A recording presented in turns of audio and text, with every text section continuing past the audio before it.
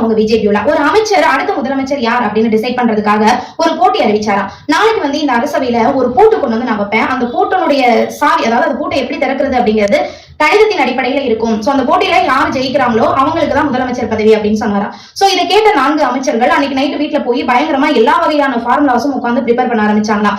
கணித அடிப்படையில இருக்கிற எல்லா புக்கையும் விழுந்து படிச்சுட்டு ஓலைச்சுவடிகள் எல்லாம் கூட எடுத்து ப்ரிப்பேர் பண்ணிட்டு வந்தாங்களாம். ஒருத்தர் மட்டும் நல்லா தூங்கிட்டு காலையில நிதானமா அரசவைக்கு வந்தாரா. இப்போ அரசவை கூடிருச்சு, அடுத்த முதலமைச்சர் யார் அப்படின்னு தெரிஞ்சுக்கிறதுக்காக எல்லாருமே வந்து நிக்கிறாங்க.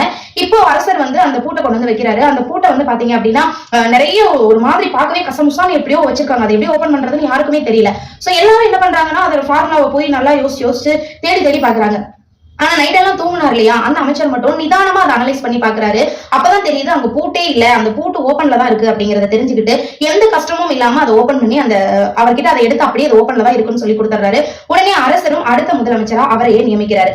சோ இந்த மாதிரிதான் நம்ம வாழ்க்கையில ஒரு பிரச்சனையோ அல்லது ஒரு விமர்சனமோ நமக்கு வந்துருச்சு அப்படின்னா நிதானமா இருந்து பிரச்சனைக்கான உண்மையான காரணம் என்ன அப்படிங்கிறத கொஞ்ச நேரம் அனலைஸ் பண்ணோம்னா அதற்கான தீர்வையும் கண்டிப்பா நம்மளால கண்டுபிடிக்க முடியும். சும்மாவா சொன்னாங்க, பதறாத காரியம் சிதறாது அப்படின்னு. நன்றி.